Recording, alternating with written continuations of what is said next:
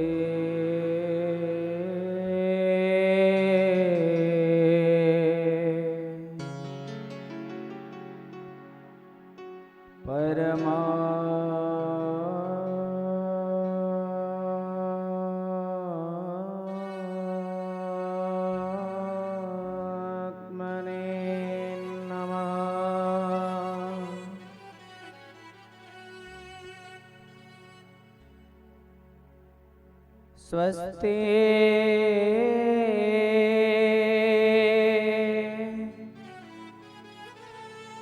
श्री सरस्वती नमः।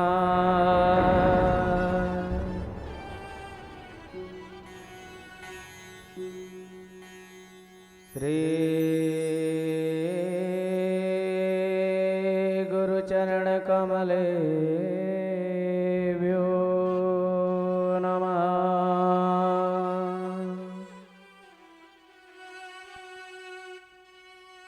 वर्ण वर्णानामरथ संघाना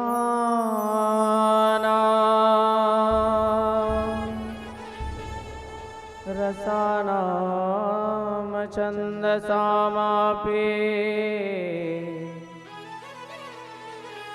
मंगलानाम च करतारो वन्दे वाणि विनायको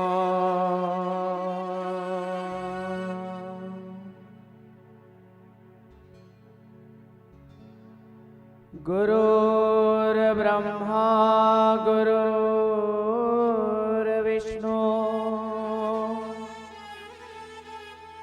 गुरुर्देवो महेश्वरः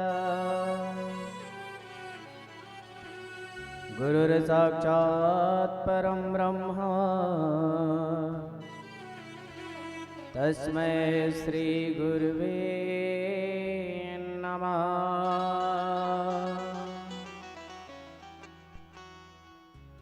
या देवी सर्वभूतेषु मातृरूपेण संस्थिता नमस्तस्यै नमस्तस्यै नमस्तस्यै नमो नमः।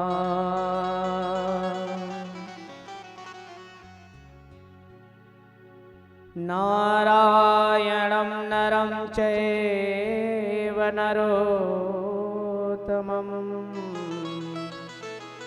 देवीं सरस्वतीं व्यासं ततो जयमुदीरये।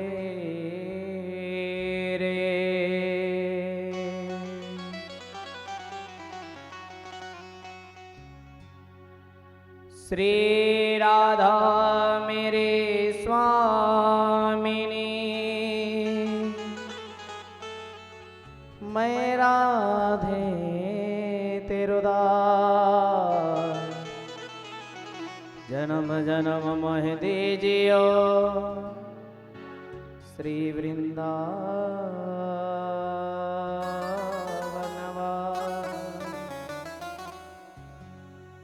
ध्येयं सदा परिभवाग्नभीष्टं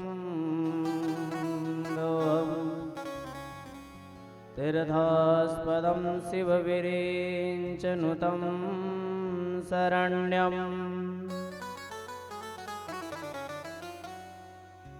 भृत्यार्थे प्रणतपालभवाब्धिपोतं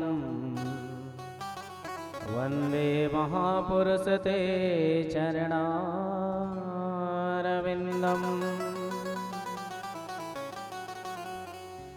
वंशे विभूषितकरानवनीरदाभा पीताम्बरधरुडबिम्बफलाधरुष्ठा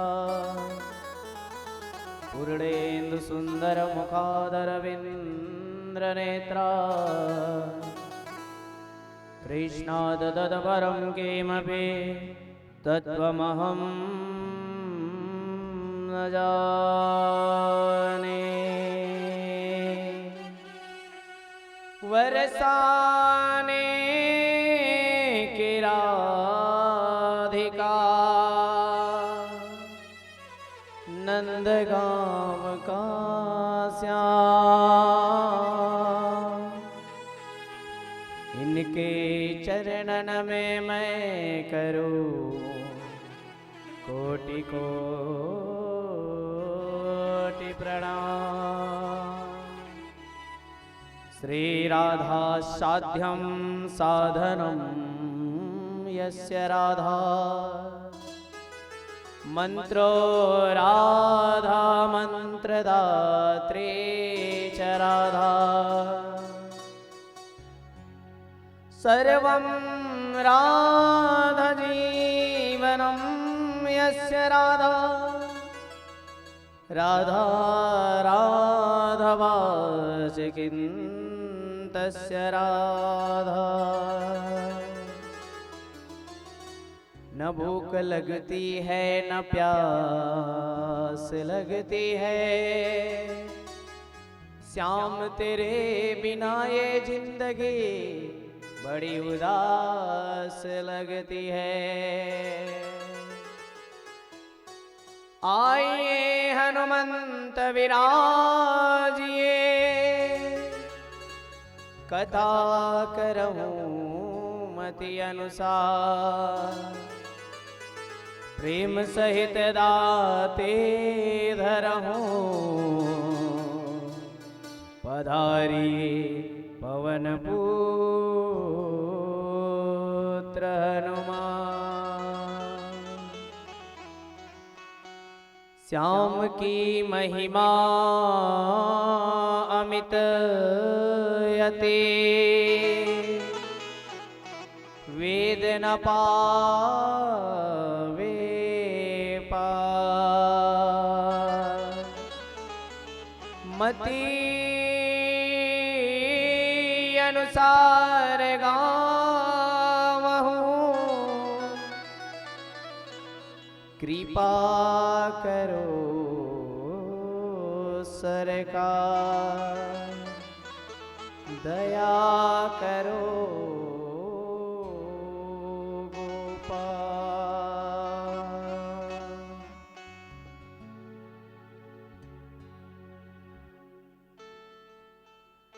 बोली वृंदावन बिहारी लाल की जय, बोलिए कृष्ण कन्हैया लाल की जय, बोलिए सांवरे सरकार की जय।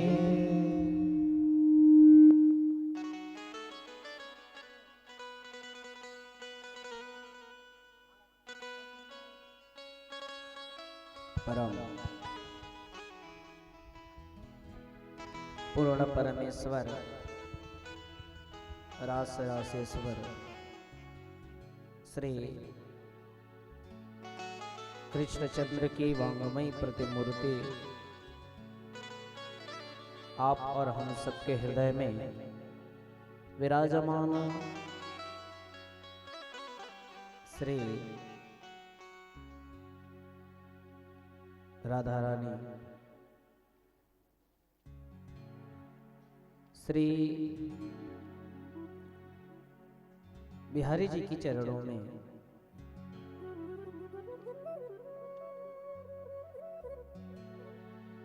श्री गोविंद जी की चरणों में बारंबार प्रणाम करते हुए, पूज्य गुरुदेव भगवान की चरणों में प्रणाम करते हुए, साथ ही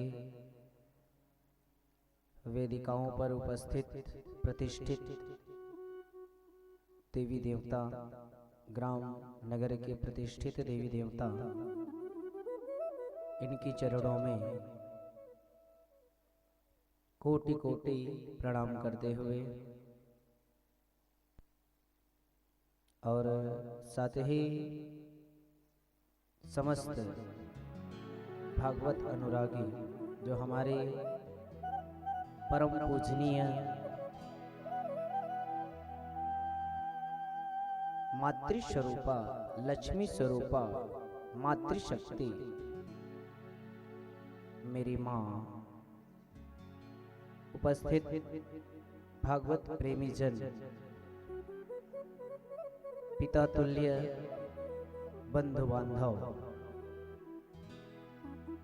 और आयोजक परिवार, समस्त पावनधरा कुसुमझर के सभी माताएं, भाई, बंधु और साथ ही समिति राधा मित्र मंडली,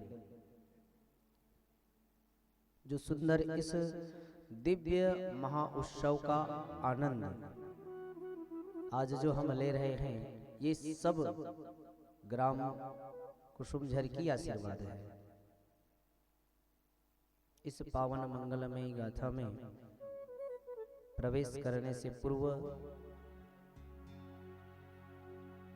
आइए उस जगदीश्वर, उस परमात्मा को प्रार्थना करें और कहें कि हे गोविंद, हे नारायण, हे जगदीश्वर, इस संसार में, इस जगत में, पूरे विश्व में कोई भी माताएं, भाई, बंधु कभी भी जीवन में दुखिया ना रहे, सब स्वस्थ रहे, निरोग रहे भगवान। सबके घर में आपकी वरद कृपा बनी रहे, सबको सुंदर आशीर्वाद प्रदान करें भगवान। सबके घर में शांति हो, कोई भी प्रकार की रोग किसी को भी इस संसार में, इस जगत में कभी भी ना सताए।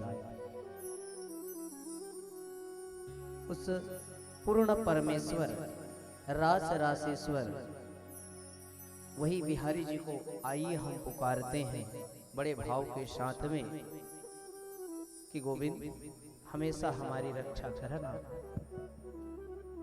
बेटा तो भूल कर बैठता है, लेकिन पिता कभी भूल नहीं करता। हम तो आपके बेटे हैं ना बिहारी जी, हे नारायण, इस बेटे को आप सतमार्ग को बतलाओ, हमेशा पिता की तरह रक्षा करना। कोई प्रकार का दुख, कोई प्रकार की क्लेश, कोई प्रकार की बाधाएं हमारे जीवन में ना आए। हे जगदीश्वर, हे गोविंद, उस पूर्ण परमेश्वर को पुकारिए और कहिए कि हे ईश्वर सब सुखी हो,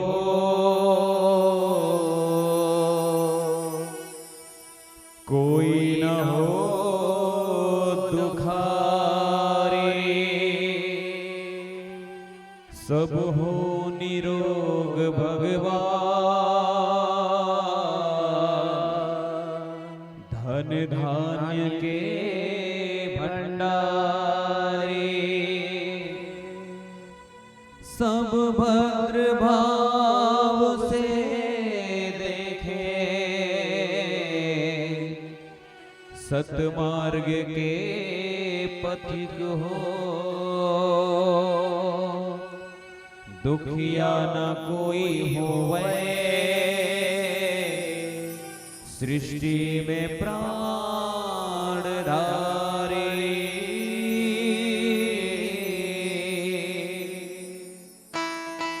पुकारिए मेरे माधव को, हे गोविंद आइए हमारी रक्षा कीजिए। जय हो।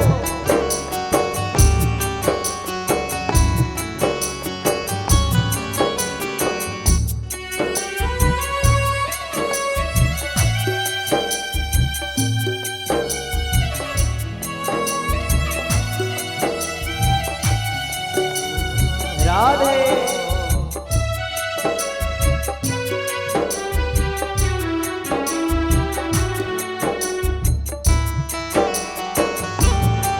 हरि बोल।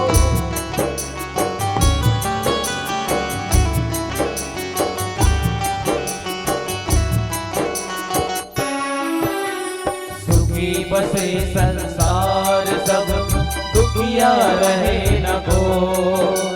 यह अभिलाषा हम सबकी भगवन पूरी हो।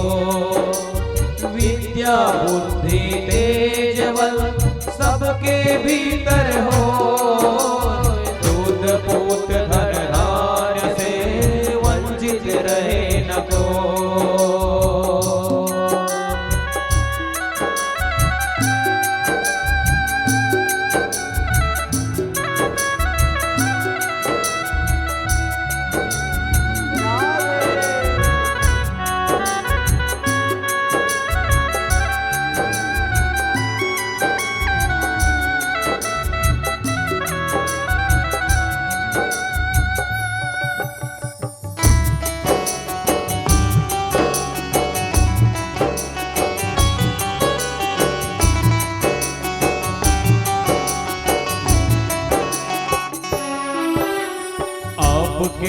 भक्ति प्रेम से मन होवे भरपूर, राग द्वेष से चित मेरा हो सौभाग्य दो। मिले भरोसा आपका हमें सदा जगदीश, आशा तेरे नाम की बनी रहे ममरी।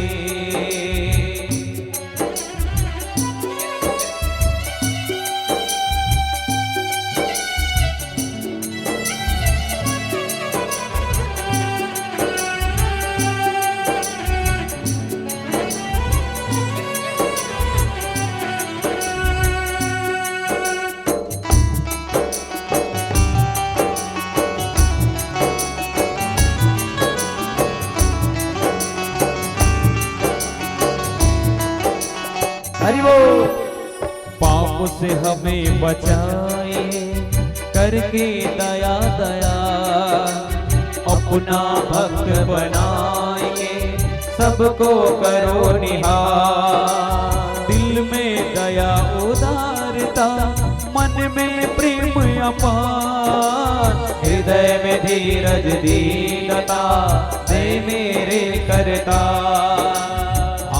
जोड़ विनती करूं सुनिए कृपा निधान, साधु संगत सुख दीजिए दया धर्म का दान, दीजिए दया धर्म का दान, दीजिए दया धर्म का दान, दीजिए दया धर्म का दान, दीजिए दया धर्म का दान, दीजिए दया धर्म का दान, दीजिए दया धर्म का दान।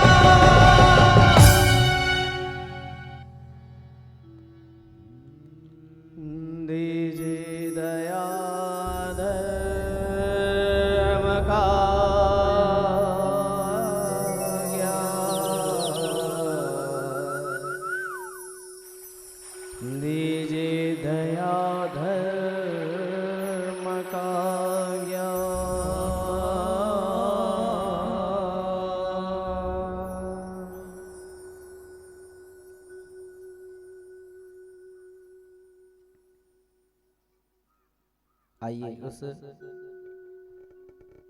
दिव्य ज्ञान गंगा में सुंदर हम अपने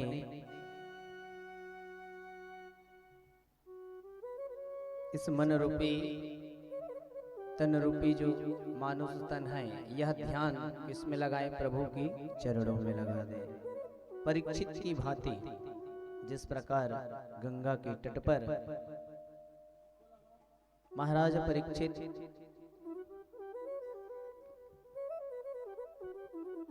सुंदर यही दिव्य ज्ञान यज्ञ एक टक एक ही स्थान पर बैठ करके सुंदर यही मंगलमय ज्ञान गंगा ज्ञान यज्ञ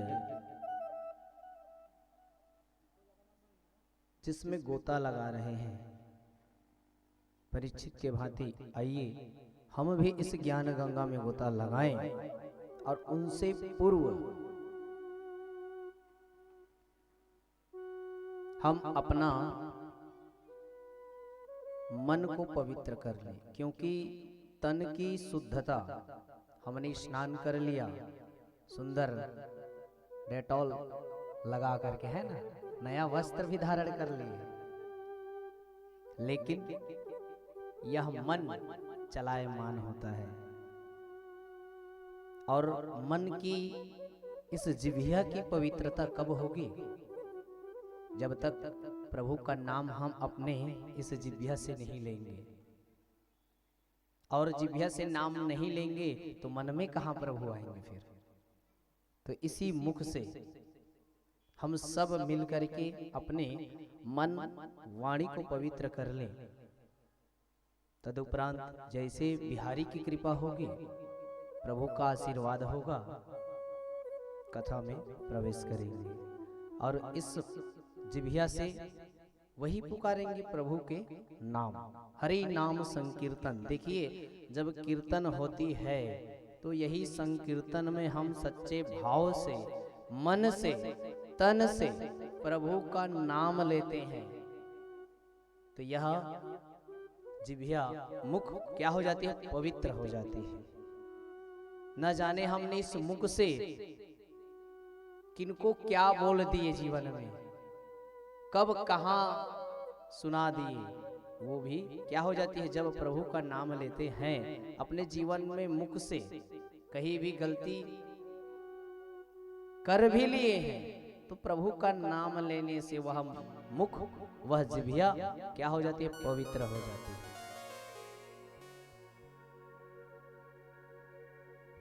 जहां भगवान का नाम, हरि नाम संकीर्तन इस कली काल में तो बतला ही दिए हैं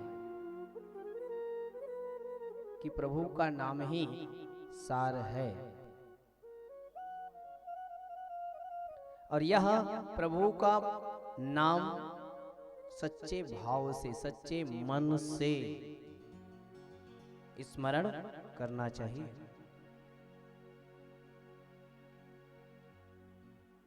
और वही नाम चाहे कृष्ण कहो या राम, कि राम कहो कि कृष्ण कहो, वही है दोनों तारक नाम जो हमें इस भवसागर से पार करा देंगे।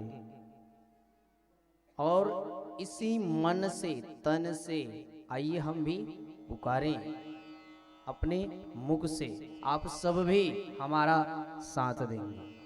ऐसा नहीं कि हम ही गाते रहें, सभी हमारे साथ में गुनगुनाने का, गाने का प्रयास कीजिए, क्योंकि हम कोई फिल्मी गाना नहीं गा रहे हैं, केवल प्रभु का नाम ले रहे हैं। तो प्रभु का नाम लेने में क्यों हिचकिटाहट जी? अरे खुल करके गाओ। जय जय राधा रमण हरि बोल, जय जय राधा रमण हरि बोल। बोलिए जय जय राधा रमण हरि बोल, जय जय राधा रमण हरि बोल। गाइए ना, जय जय।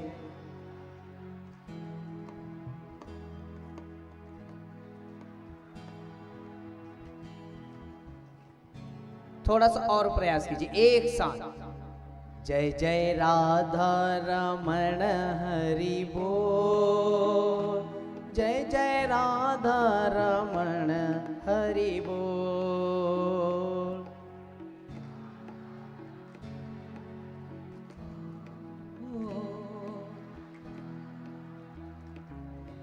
लगता है पिछले वर्ष का प्रभाव है। एक साथ, क्या बात, ऐसे ही गुनगुनाते रहे ना। सभी ताली की सेवा करते हुए श्री राधे।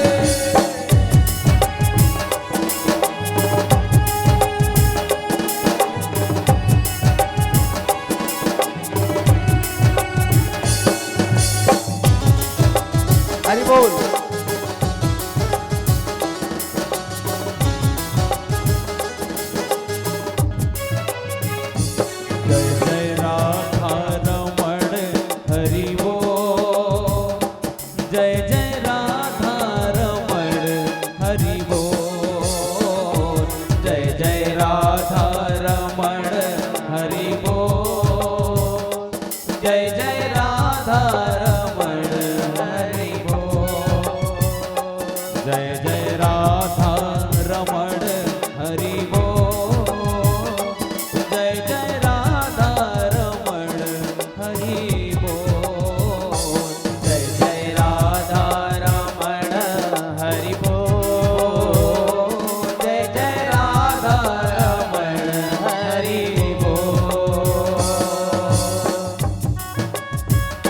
सभी दोनों हाथ उठाकर बड़े भाव से, क्या बात।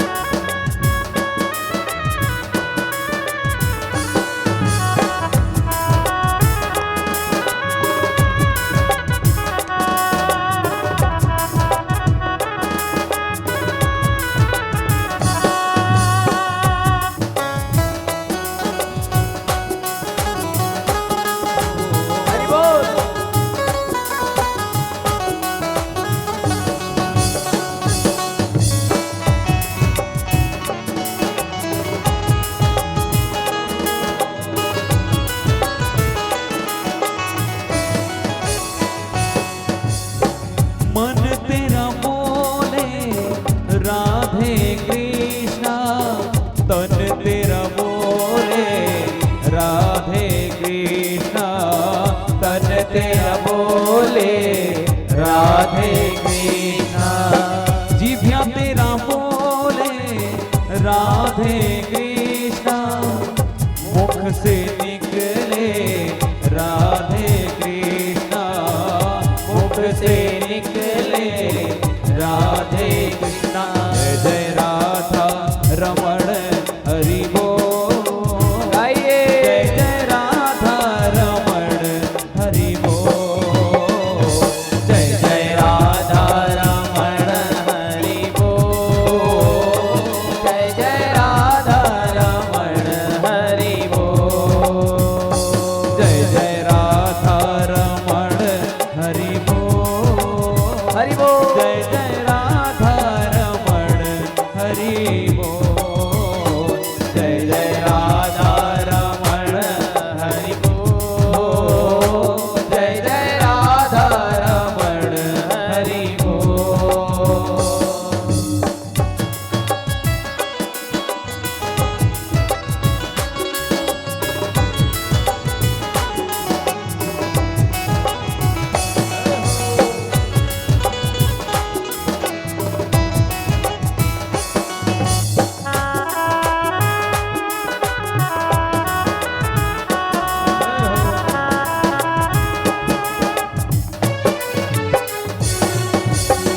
पल के तेरी बोले राधे कृष्णा, अल के तेरी बोले राधे कृष्णा, अल के तेरी बोले राधे कृष्णा।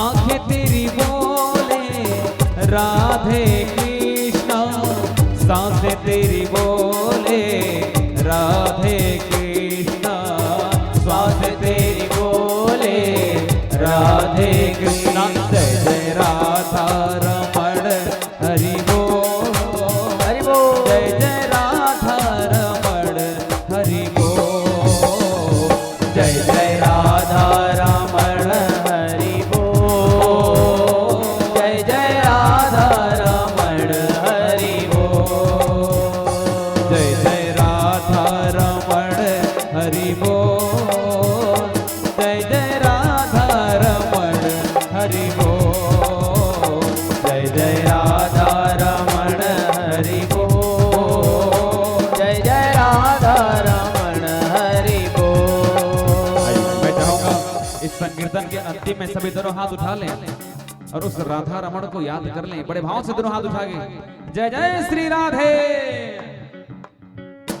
जय जय राधा, जय जय राधा, जय जय राधा रमण हरि बोल, जय जय राधा रमण हरि बोल, जय जय राधा रमण हरि बोल, जय जय राधा रमण हरि बोल, जय जय राधा रमण हरि बोल, जय जय राधा रमण हरि बोल, जय जय राधा रमण हरि बोल, जय जय राधा रमण हरि बोल, जय जय राधा रमण हरि बोल, जय जय राधा रमण हरि बोल, जय जय राधा रमण हरि बोल, जय जय राधा रमण हरि बोल, जय जय राधा रमण हरि बोल, जय जय राधा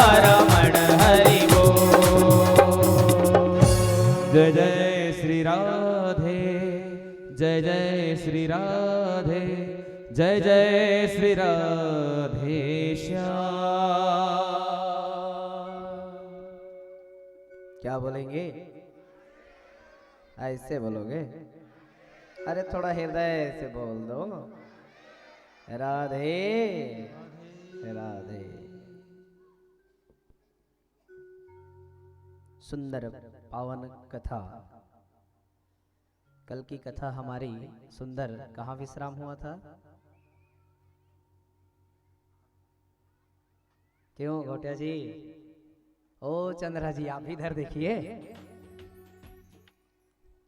एक दूसरे को ना देखो, इधर सामने देखो, क्योंकि सब सुन रहे थे ना। आप सब अकेले को नहीं सुनाया हूं मैं कथा, सबको सुनाया हूं। सुंदर कल की गाथा हमारा कहाँ कुसुमझर में कहाँ विश्राम हुआ था, शायद डीपा पारा में है ना।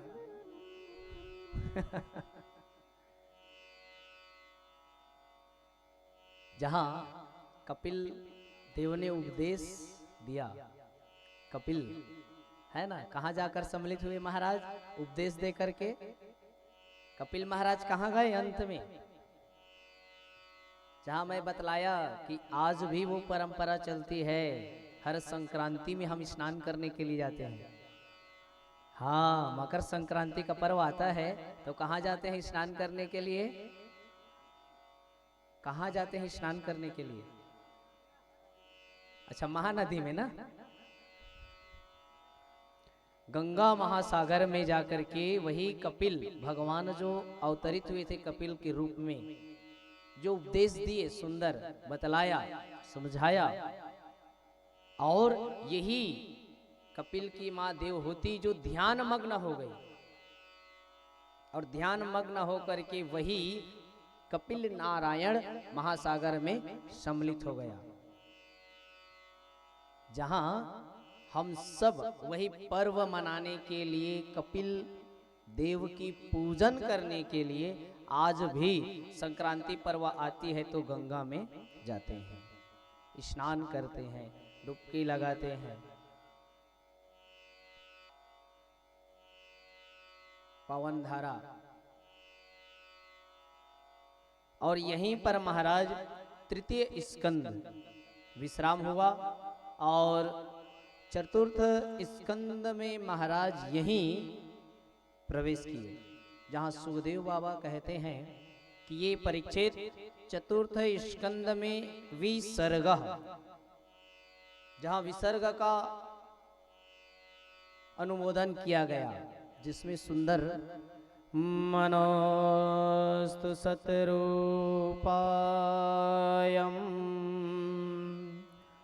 त्रिरास्त्रं कन्यजागिरे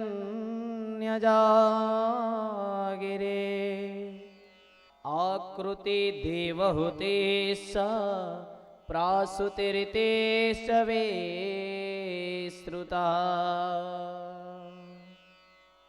आकृति, जहां यही विसर्ग में मनु कन्याओं का वर्णन किया गया महाराज सुखदेव बाबा जी द्वारा।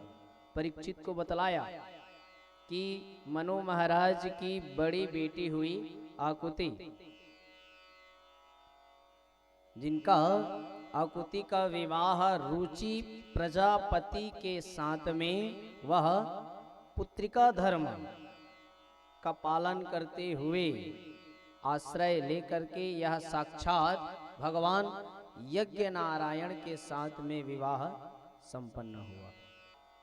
और यज्ञ नारायण का विवाह यही जो सुंदर दक्षिणा देवी के रूप में प्रणीत हुए, और यज्ञ नारायण की हुई दक्षिणा कन्या, और यही कन्या दक्षिणा बनी जो सुंदर, इसीलिए कहा जाता है कि कोई भी यज्ञ अनुष्ठान पूजन, चाहे आप छोटे यज्ञ करो, आपके यहाँ आचार्य जी आते हैं, पुरोहित महाराज जी, और यज्ञ कराते हैं, तो उस यज्ञ के अंत में आप क्या करते हैं? दक्षिणा, चाहे आप भूसी दक्षिणा के रूप में दो, कि तुलसी पत्र दो, कि पुष्प दो, दक्षिणा अंत में दिया जाता है। और यही दक्षिणा यज्ञ नारायण की पत्नी बनी। इसीलिए कहा जाता है कि कोई भी यज्ञ, कोई भी अनुष्ठान बिना दक्षिणा का पूर्ण नहीं होता। यज्ञ नारायण संतुष्ट ही नहीं होते हैं, चाहे आप पुष्प दो कि तुलसी पत्र दो, तो दक्षिणा प्रदान की जाती है। सुखदेव जी कहते हैं परीक्षित, ऐसे ही मैत्रेय मुनि विदुर की यही प्रसंग में आगे सुनाया। महाराज क्या सुनाया? आगे सुनाते हुए बोले कि देवहूति माँ की जो 9 बिटिया हुई, उनमें से अनसुईया का विवाह अत्रि मुनि से हुआ, और सुंदर विवाह अत्रि मुनि से हुआ, उनकी कोई संतान नहीं। एक भी संतान नहीं हुए। अत्रि ने घोर तपस्या किया, इतनी तपस्या की महाराज, इनकी तपस्या देख करके तीनों देव दौड़े चले आए। ब्रह्मा, विष्णु और महेश तीनों प्राकट्य हो गए इनकी तपस्या देख करके। और सुंदर महाराज कहने लगे, वरम बुरियात, अरे अत्रि क्या चाहते हो आप, बतलाओ। आपकी तपस्या से हम तीनों देव प्रसन्न हो गए। हाथ जोड़ लिया, सुंदर आशीर्वाद लिया। जहां देखे कि तीनों देव नजर आ रहे हैं सामने में, देखते ही बड़ा आनंद हो गए महाराज।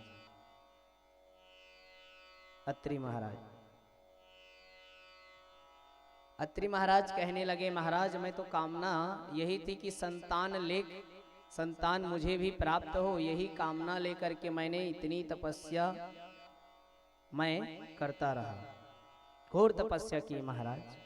तो तीनों ने ही क्या कह दिया, तथास्तु, सुंदर आशीर्वाद प्रदान कर दी। ब्रह्मा, विष्णु और महेश तीनों ने फलस्वरूप वही तथास्तु कह दिया। फलस्वरूप तीनों के ही क्या हुए, बेटे बन करके आए।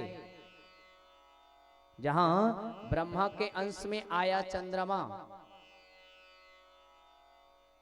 और आगे महाराज यही भगवान शिव के अंश में आए कौन, दुर्वासा मुनि।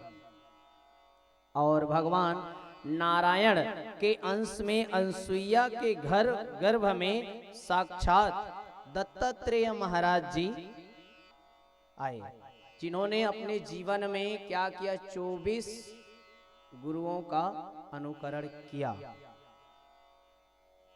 जिनसे सीख मिला उनको अपना गुरु माने। और वैसे जीवन में तो गुरु दीक्षा लेनी ही चाहिए। अब सब लिए है ना, हाँ लिए है ना सब। हमारे परीक्षित विशेष पूछ रहा हूं, परीक्षित लोग लिए है ना, सब ले लिए हैं। हाँ, क्योंकि कोई भी बड़ा यज्ञ होता है, गुरु दीक्षा का जब तक प्रभाव नहीं रहता है तब तक वो यज्ञ का पुण्य नहीं मिल पाता। अपने जीवन में गुरु का अनुकरण करना चाहिए, क्योंकि बिना गुरु का उद्धार भी नहीं है और ज्ञान भी नहीं है। अंधकार को दूर करने वाले, प्रकाश की ओर अग्रसर कराने वाले हैं तो केवल गुरु ही हैं।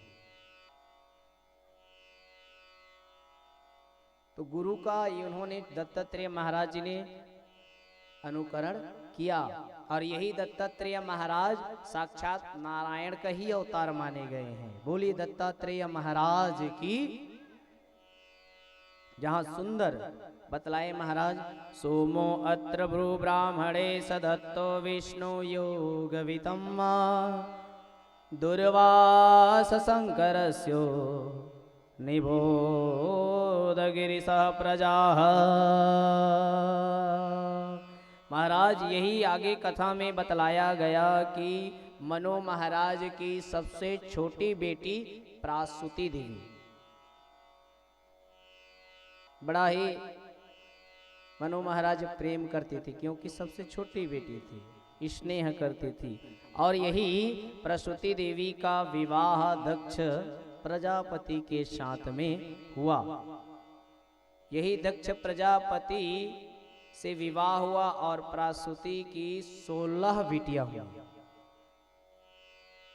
जहां 16 कन्याओं में 13 कन्या क्या की, वह धर्म पत्नी बनी। 13 बेटी बच गई 3, तो एक धर्म मूर्ति हुई, 13 बेटियां नाम की पत्नी बनी। और भगवान नर नारायण के गर्भ ऋषि रूप में यही प्राकट्य हुआ महाराज। और यही आज भी वही धर्म मूर्ति बद्री नारायण धाम में विराजमान है। आज भी उनकी पूजा होती है। और एक बेटी स्वाहा नामक बेटी किनसे भी आई, अग्निदेव से। और स्वधा किनको भी आई, पीतरों के साथ में, पितृदेव के साथ में विवाह हुई। तो 13 एक स्वाहा के साथ में जो अग्निदेव के साथ में स्वाहा के रूप में प्रणीत हुई और एक पृतदेव से। तो ये हो गई 14 और 15। सबसे छोटी बेटी का नाम हुई सती देवी। तो ये सती भगवान भोलेनाथ जी को अपना पति माने। सुंदर महाराज दक्ष महाराज अपने पिता का आज्ञा मान करके सती का कन्यादान किनसे किया? महाराज शंकर जी के साथ में।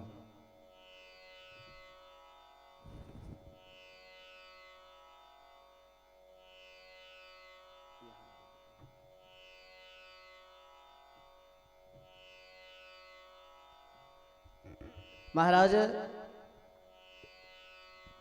सती का विवाह शंकर जी के साथ में पूर्ण हुआ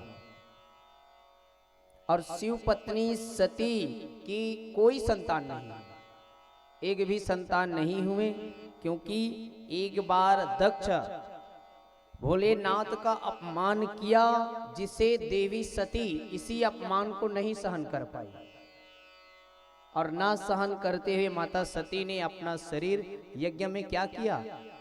भस्म कर दिए। प्रेम से बोलिए, अरे हृदय से बोल दो। तो ये भस्म किए महाराज।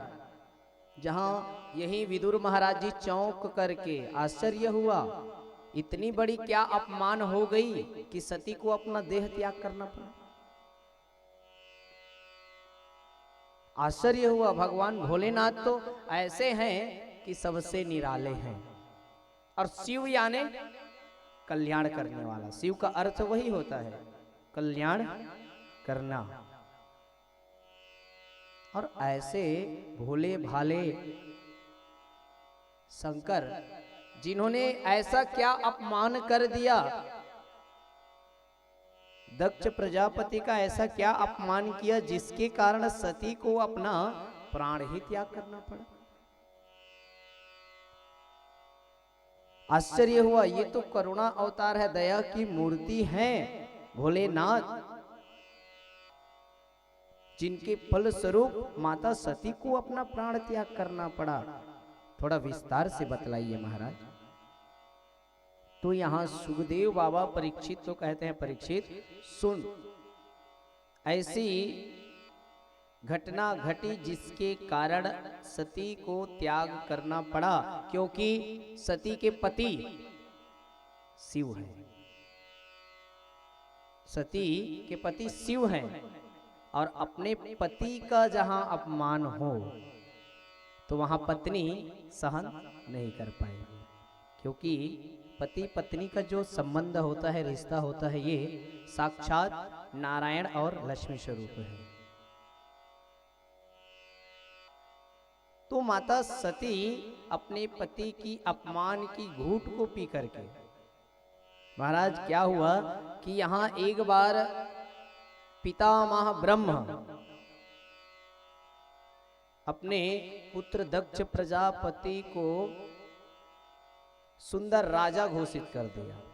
सब देवताओं के बीच में, सभा के बीच में, परिकर के बीच में अपने प्रजापति किनको घोषित किया? दक्ष प्रजापति को। और प्रजापति का पद पाते ही महाराज दक्ष को अभिमान होने लगा कि मैं इतना बड़ा राजा, सब मेरे सम्मान करेंगे। सभा में जैसे ही घुसे महाराज, प्रवेश हुआ सभा में, सभा में जाते ही सारा देव समाज, सारे देवताएं क्या कर रहे हैं? सम्मान कर रहे हैं। होती ही है ना, जब अपनों से बड़े कोई आ जाए तो हम जिस सिंहासन पर यदि बैठे रहेंगे ना तो वहां से खड़े हो जाते हैं कि हमारे पूजनीय हैं। या फिर कभी देखना कोई संत महात्मा की गुरु आ गए तो घर में आते ही हम जिस स्थान पर यदि बैठे हैं तो उस स्थान से खड़े हो जाते हैं, सम्मान करते हैं। तो वैसे ही सारे देवताओं ने सम्मान किया, क्योंकि दक्ष प्रजापति राजा घोषित हुए हैं ना। इतना सम्मान किया सारे, लेकिन दक्ष ने क्या देखा? प्रवेश करते ही देखे कि 3 ऐसे थे जो अपने आसन से नहीं उठे, चुपचाप बैठे रहे, बाकी सब सम्मान करते रहे। क्या देखा वहां? 3 कौन कौन थे? ब्रह्मा, विष्णु और महेश, 3 देव थे जो अपने स्थान पर चुपचाप बैठे रहे। बाकी देव समाज क्या कर रहे थे? सम्मान कर रहे थे। लेकिन यहाँ दक्ष जैसे ही सिंहासन पर बैठा, अभिमान के रंग में, ब्रह्मा जी को तो कुछ नहीं बोले, क्योंकि ब्रह्मा पिता तुल्य है, पिता मानते थे उनको। नारायण को भी कुछ नहीं बोले, लेकिन शिव दक्ष प्रजापति के कौन है? दामाद जी हैं। और मेरा दामाद मेरा ही सम्मान नहीं कर रहे। अभिमान के रंग में ऐसा रंगा कि जैसे ही सिंहासन पर बैठा महाराज, बैठते ही बोल उठा, सारी प्रजाएं कान खोल करके सुन लो, ध्यान लगा करके सुनना कि कोई भी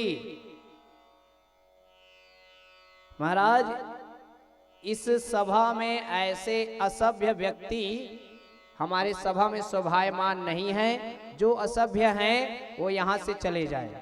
असभ्य व्यक्तियों की हमारी इस सभा में कोई आवश्यकता नहीं है। अब सारे देवता देख रहे हैं चारों तरफ, भाई हमारे सभा में कौन ऐसा असभ्य व्यक्ति आ गया? कौन है वो असभ्य व्यक्ति?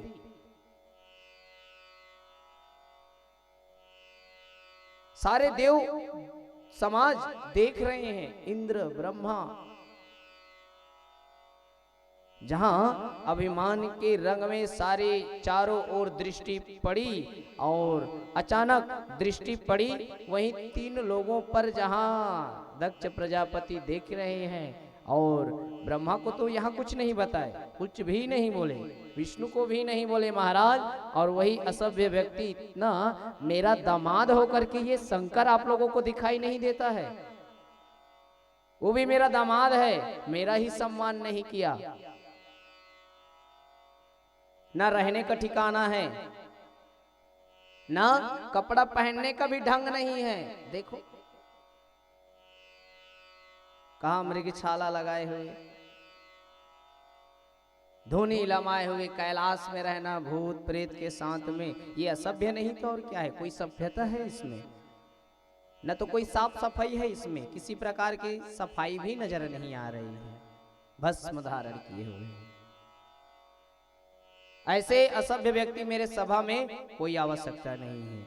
श्रूयतम ब्रह्म हर्षयो सह देवा सह ज्ञाया साधुनाम्बो व्रतो भृतम नान ज्ञानमासर। कान खोल करके सुन लो सब, बिल्कुल ये शंकर हमारे सभा में ना रहे। यहां महाराज दक्ष का अभिमान के रंग में वह और रंगते गए, बढ़ता गया, जहां धूमिल करने वाला। तो यहाँ कहने लगे, सारी सभा देव समाज आपस में कानाफूसी कर रहे हैं, अपने दामाद को असभ्य बोल रहे हैं, तो उनको दामाद बनाए क्यों? फिर अपने बेटी का विवाह उनके साथ में क्यों किए? यदि अपशिष्ट है, अपसभ्य है, रहने का ठिकाना नहीं है, तो अपने मृगलोचनी जैसे बेटी का विवाह उनके साथ में क्यों की? और वो भी सारा देव समाज यह विचार भी कर रहे हैं कि शिव यानी क्या होता है? मैं बतलाया था, कल्याण करने वाला। शिव का अर्थ कल्याण है। और ऐसे भोले बाबा जो निराले हैं, सबसे निराले, क्षणे तुष्ट क्षणे रुष्ट, जो एक बार श्रद्धा भाव से भोले बाबा को हार्दिक मन से, तन से एक लोटे में जल भी अर्पण कर देते हैं, तो भोले बाबा उनकी हर समस्या दूर कर देते हैं। ऐसे हैं श्री शिवाय नमस्तुभ्यम, जहां ऐसे भोले बाबा जिनका कोई आश्रय नहीं, भोले बाबा कहते हैं तुम सब मेरे पास आओ। सबको अपने सदस्य बनाए हैं, जिनको कोई नहीं चाहते हैं, कोई रखना भी नहीं चाहते हैं। प्रेम से बोलिए, अरे हृदय से बोल दो। थोड़ा विशेष ध्यान देना, कथा के बीच में क्या है, थोड़ा सा है ना, सबको मौका दिया जाएगा, सबका नाम एंट्री कर लेना, जिसको भी जैसा है। समिति वाले क्या है, बीच बीच में डिस्टर्ब हो जाती है। प्रेम से बोलिए, अरे हृदय से बोल दो, जरा जोर से बोलो ना। तो जिसको कोई नहीं अपनाता है जीवन में, जिसको कोई नहीं अपनाता, उसको क्या करते हैं मेरे भोले बाबा, अपने शरण में ले लिए, उसको अपनाए हैं। सारे भूत प्रेत डाकनी शाकनी मसान सब एक बार रोते चिल्लाते दौड़े दौड़े गए भोले बाबा के पास। कहने लगे बाबा अब तो हमारा कोई सहारा ही नहीं है। जहां भी जाते हैं, जब देखो तब कहीं नजर आए कि लोग क्या करते हैं, मंत्र पढ़वा करके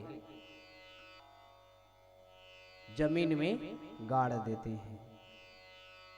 कई लोग तो क्या करते हैं, जैसे मंत्र पढ़ाए और मंत्र पढ़ा करके क्या करते हैं महाराज, बोतल में डाल देते हैं, बोतल में डाल करके ढक्कन बंद कर देते हैं। हमें तो कोई अपनाना ही नहीं चाहते हैं। कहाँ जाएं आप? भोले बाबा कहते हैं आओ तुम सब मेरे साथ में रहो, वहीं कैलाश में रहेंगे, चलो। सबको अपना लिए भोले बाबा। ऐसे ही सांप बिच्छू आ गए, चरणों में गिर पड़े भोले बाबा के, और कहने लगे बाबा हमारा तो जीना ही बेकार है, आप हमें जन्म ही नहीं देते तो अच्छा था। अरे अब तुम लोगों को क्या हो गया? कहने लगे बाबा हम जहां भी कहीं दरवाजे में दिख गए, कहीं किसी का नजर पड़ गया, तो ये लोग क्या करते हैं, यूं डंडा लिए सीधा हमारा सर को ही कुचलते हैं। इधर उधर तो नहीं, सीधा सर में ही वार करते हैं, मार डालते हैं हमें। तो आप ही बताओ जाएं तो कहां जाएं फिर, किनके शरण में जाएं? कोई तो हमें अपनाना ही नहीं चाहते है ना, कोई हमें रखना भी नहीं चाहते। उल्टा हमें जहां नजर आ गए यूं डंडा लेकर के प्रहार करेंगे। भोले बाबा कहते हैं भुजगृंदारम सदा वसंतम भुजगेंद्रहारम, उनको अपना हार बना लिए, बिच्छू को कानों का कुंडल बना लिए, सर्प को गले का हार बना लिए। आओ आप हमारे साथ में, अब कोई कुछ नहीं करेंगे, हमारे साथ में रहना बड़ा आनंद मंगल से। अब देख लो जिस पुष्प को, अब पुष्प सुगंधित पुष्प नारायण स्वीकार करते हैं, लेकिन जिस चीज को, जिस वह जहर है आंख धतूरा, जिसको पान करने से क्या होती है, जहर ही तो है उसमें ना। तो भोले बाबा कहते हैं जिसको कोई स्वीकार नहीं करता आप मेरे में ही अर्पण करो, मैं स्वीकार कर लेता हूं। तो ऐसे शिव के प्रति दक्ष इतने अभिमान में रंगा हुआ है, जो असभ्य कह रहे हैं, वो भी उनकी दामाद है, और अपने दामाद को ही असभ्य शिष्टता सिखा रहे हैं यही दक्ष। यहां पर दक्ष तो अभिमान के रंग में रंगता रहा और निर्लज भी बोल डाले। कहने लगे देव समाज क्या महाराज इतनी बड़ी बात, निर्लज? अरे निर्लज था तो क्यों कन्यादान किए, फिर नहीं करना था। दक्ष प्रजापति कहने लगा वो तो मेरे पिता का आदेश था, तब तो मैं दे दिया, अपनी सुंदरी बेटी को शिव जी के हाथ में सौंप दिया, नहीं तो ये कहा मरकट जैसे, बंदर जैसे मुंह, जैसा मन में आया वैसा अभिमान के रंग में दक्ष बोलता रहा बोलता रहा। महाराज सारी बात सुनते रहे भोले बाबा। दक्ष कहने लगा मैं कभी जीवन में अपनी सुंदरी बेटी जो मृग लोचनी सर्वांग सुंदरी है, ये मरकट जैसे के साथ में विवाह नहीं करता। मैं अपने पिता का आज्ञा का पालन किया ब्रह्मा, और उन्हीं के कहने पर मैं अपनी सुंदरी बेटी सती का विवाह भोले शंकर के साथ में कर दिया। ये कहां शंकर बंदर जैसे यहाँ मरकट बैरागी, इधर से उधर कहीं भी ठिकाना नहीं है, और अभी मान के रंग में यहां रंगता रहा। नंदीश्वर को अब सहा नहीं गया। शंकर भगवान कहते हैं अरे ओ शांत हो जा। नंदीश्वर कहने लगे बाबा आपकी इतनी बड़ी अपमान हम दास कैसे सुन सकते हैं। हरिहर निंदा सुनहि जो काना, हो यही पाप गौघात समाना। जो अपने स्वामी का इस प्रकार का निंदा सुने, उनके सामने में ये नंदीश्वर कहते हैं सहन नहीं होता है। प्रभु आज्ञा दीजिए, अभी इनको बताता हूं। फिर शंकर इशारा किए, ओ नंदी बैठ जा। दामाद शंकर दक्ष प्रजापति को कह रहे हैं नंदी बैठ जा तू, क्योंकि मेरे ससुर हैं और ससुर पिता के समान होते हैं, पिता तुल्य है। कोई बात नहीं, लोग अक्सर होता है शादी के समय गाली सुनते हैं, हम तो शादी के बाद में विवाह के बाद में सुन रहे हैं। अरे पिता है बोलने दो। कुछ भी नहीं बोले शिव जी। जहां दक्ष का दुस्साहस बढ़ता गया महाराज, इतनी बड़ी अंत में बोल ही उठा। ऐ शिव, ये दक्ष कहता है कि आज के बाद यज्ञ में तेरे लिए अब कोई स्थान नहीं होगा। जाओ मैं श्राप देता हूं तुझे।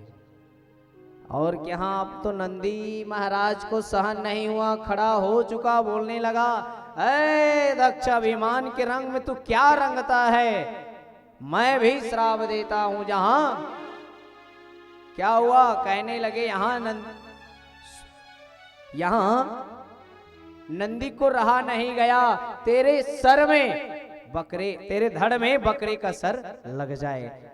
यहां भृगु खड़ा हो चुका, यूं हाथ मुंह में डाले हुए, दाढ़ी में लगाए हुए, कहने लगे अरे नंदीश्वर, ये क्या तू ससुर दामाद की लड़ाई में बीच में घुसे चला जा रहा है।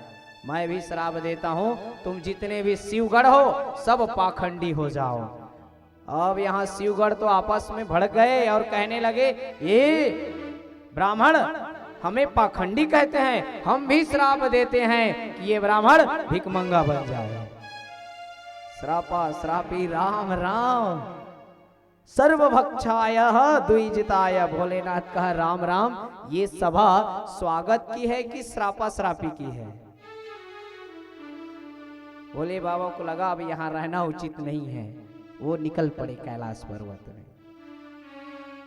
कैलाश पर्वत में जाकर के ध्यान मग्न होकर के बैठ गए। लेकिन दक्ष के मन में अभी भी गांठ पड़ी हुई है। एक बार जो हृदय में आग लग जाती है ना, दाग जो पड़ जाते हैं, तो वो जीवन में नहीं छूटता है। और वो दाग किनके? दक्ष के मन में यही लगी हुई थी, उन्होंने मेरा सम्मान नहीं किया। क्या महाराज, यहाँ दक्ष अभिमान के रंग में रंगता रहा और उनका मन अभी भी शांत नहीं हुआ, और बार बार वही पल वही सभा को याद करता रहा। कितनी बड़ी सभा थी, मेरा दामाद मुझे सम्मान नहीं किया। भोले बाबा तो चले गए कैलाश में, लेकिन दक्ष का हृदय क्रोध में भरा पड़ा था, मन शांत नहीं हुआ था। जहां बार बार उस पल को याद करते थे। होती है जीवन में, जब एक बार इस सीने में, इस हृदय में आग से जिनके प्रति लग जाती है ना, हाँ, तो फिर जब तक उसका अंत ना हो जाए तब तक वो सीना बार बार क्रोधित होता ही रहता है। अभिमान में था दक्ष। रही मन धागा प्रेम का, मत तोड़ो चटका।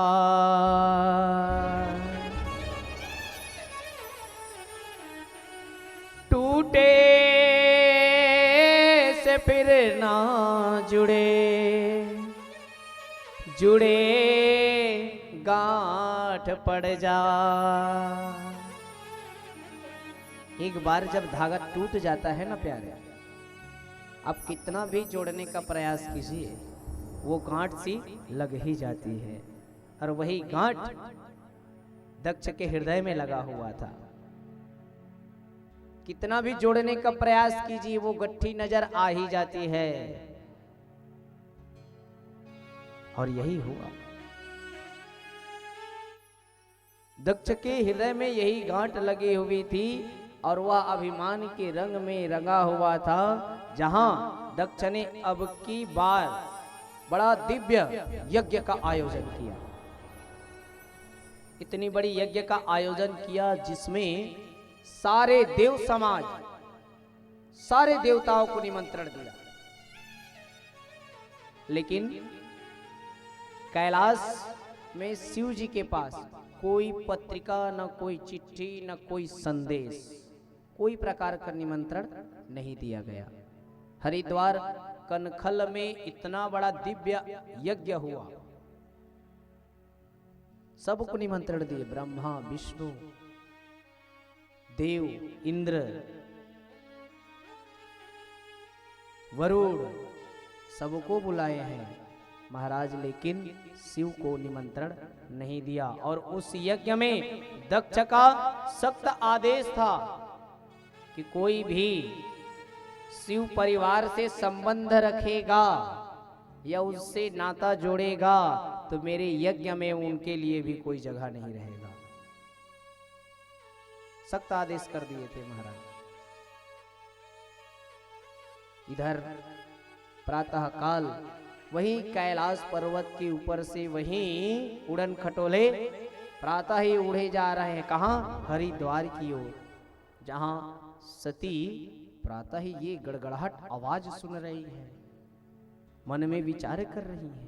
सारी गंधर्व, अप्सराएं, देवता, इंद्र सब उड़न खटोले में चले जा रहे हैं हरिद्वार की ओर। ये गड़गड़ाहट आवाज क्या है?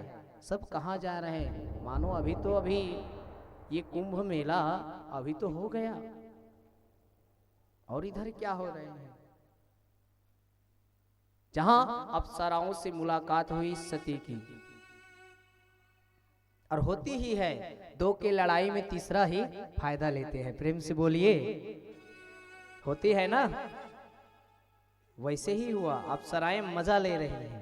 यहाँ शिव जी और दक्ष का लड़ाई हुआ, लेकिन मजा ले रहे सारे देव समाज। वह अप्सराएं कहने लगी, ओ देवी, अभी तक तो यहाँ हैं, आपके पिताजी वहां इतनी सुंदर यज्ञ करा रहे हैं, आपको तो पहले ही पहुंच जाना चाहिए। कैलाश पर्वत में यहाँ क्या कर रही हो? चलो, क्या संदेश नहीं मिला क्या? ये अप्सराओं की बात को सुनकर सती क्या कहती हैं?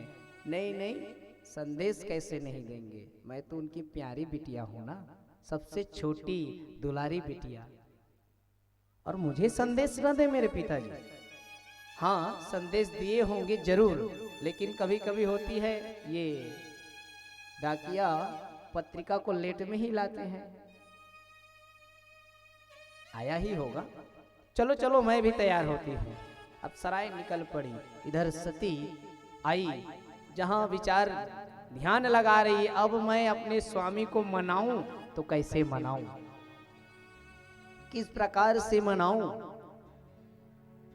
सती देखिए, इतनी बड़ी विचारधारा, ये विचारधारा यदि हमारी माताएं अपने मन में ले ले तो सती की तरह धर्म पत्नी बनकर के भोले बाबा नारायण स्वरूप हैं। जो शिव की पत्नी सती धर्म पत्नी थी ना ये, और धर्म पत्नी का यही है, क्या होती हैं कि बिना आज्ञा के, जब सातवां फेरा होती है लास्ट में अंतिम में यही सुनाया जाता है कि बिना आज्ञा के यहाँ तक के तू अपने पिता के घर भी नहीं जाए। अब सती विचार लगा रही, देखो इतनी सुंदर वार्ता की कि पूछिए मत।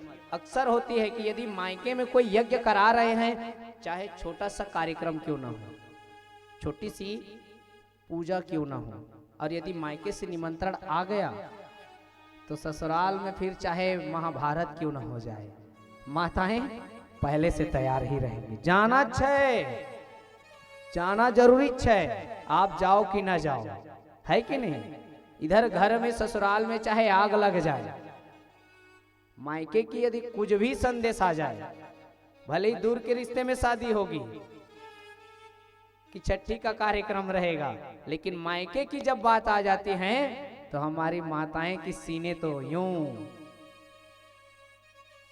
आनंद सी हो जाती हैं। और यदि कोई मायके की बुराई कर दे तो राम राम वही मुंह फूल जाती है। मेरे मायके में ये इतनी बड़ी ठाट बाट है, मेरा भाई, मेरे पिताजी, लेकिन सती धर्म पत्नी थी ना, धर्म का अनुकलन की, धर्म का पालन की है सती। और क्या की, सुंदर समीप में जाकर के भोले बाबा की चरणों को दबाने लगी। ऐसी खूब सेवा, इतनी सेवा की कि भोले बाबा समझ गए सती आज इतना प्रेम स्नेह कहां से उमड़ रही है, कहां से निकल रही है प्रेम। भोले बाबा सती से कहने लगी, सती कहती हैं स्वामी नहीं, मैं तो आपकी अर्धांगिनी हूं ना, आपकी धर्म पत्नी हूं ना, मैं तो धर्म का पालन कर रही हूं। स्वामी आपको ये कैलाश पर्वत के ऊपर से जो आवाज सुनाई नहीं दे रही है क्या, ये गड़गड़ाहट आवाज जो चली जा रही है सुबह से, आज क्या चीज की आवाज है ये। भोले बाबा समझ गए, देवी यही प्रेम है ना। सारे विमान हरिद्वार की ओर उड़े जा रहे हैं स्वामी, वहां आपके पिता तुल्य ससुर जी यज्ञ करा रहे हैं, और आपके पिता यज्ञ करा रहे हैं और उसमें आप ना हो तो यज्ञ में अधूरा सा लगेगा। देखिए कितना सुंदर संबोधन कर दिए, आपके पिताजी यज्ञ करा रहे हैं, नहीं तो बोल सकते थे मेरे मायके में इतनी बड़ी यज्ञ हो रही है। भोले बाबा कहते हैं देवी अच्छी बात है, लेकिन उस यज्ञ में, उस अनुष्ठान में जाना तब उचित लगता है कि जाने से कोई हमें प्रेम करे। अरे खाने को ना दे, लेकिन प्रेम पूर्वक यदि जिसके घर में गए हैं तो यही हंसमुख चेहरा हमें मिल जाए तो बड़ा आनंद सी लगती है। और जहां गए हैं वहां सम्मान ना हो तो चाहे वहां लाखों की मणि क्यों ना रहे, देवी वहां कदापि नहीं जाना चाहिए, है कि नहीं। और जहां सम्मान है ना वहां बिना बुलाए भी चले जाना चाहिए, क्योंकि वहां प्रेम है, स्नेह है। सारी घटना को शिव जी ने सती को बतलाया, आपके पिताजी मेरे से बहुत ही ज्यादा रुष्ट हैं क्योंकि मैंने सम्मान नहीं किया, जिसके कारण यज्ञ में मुझे कोई भाग भी नहीं मिला है देवी। हाँ, मैं तेरे को मना नहीं करता, मैं भी जाता। अब देख लो इतना बड़ा यज्ञ है, कोई संदेश न कोई पत्रिका अभी तक नहीं आए हैं, तो बताओ भला कैसे जाए। सती कहती है स्वामी होती है कभी कभी डाक भी विलंब से आती है, आने में विलंब हो गए होंगे, चलिए ना स्वामी, चलो ना। आपके ससुर जी इतना बड़ा यज्ञ करा रहे हैं, सब रिश्तेदारी आएंगे, हमारी बहन आएंगे, माता पिता सबका मिलन होगा, इसी बहाने से तो मिलना जुलना होता है स्वामी। और नहीं जाएंगे तो कोई दर्शन ही नहीं होगा। बार बार यहाँ भोले बाबा ने समझाया, सती जाने में मुझे भी कोई आपत्ति नहीं है, लेकिन मैं तेरे को सुनाया कि जाने में तब आनंद आता है कि वहां जाने से कोई आनंद हो। भाई हम गए हैं और हमारे जाने पर यदि वहां उखड़ा सा मुख, कोई आनंद नहीं है, मन में बाहर से तो दिखावा कर रहे हैं हाँ आए हैं, लेकिन हृदय में कोई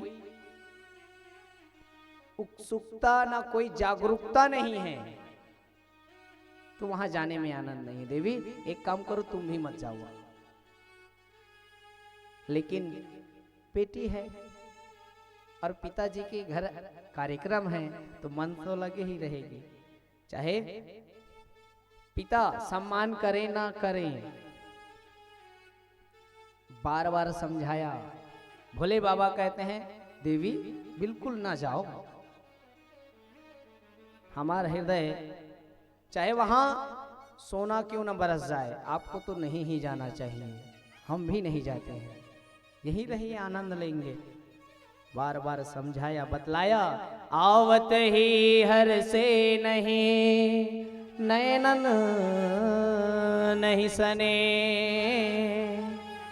तुलसी तहाँ न जाए चाहे कंचन बरसे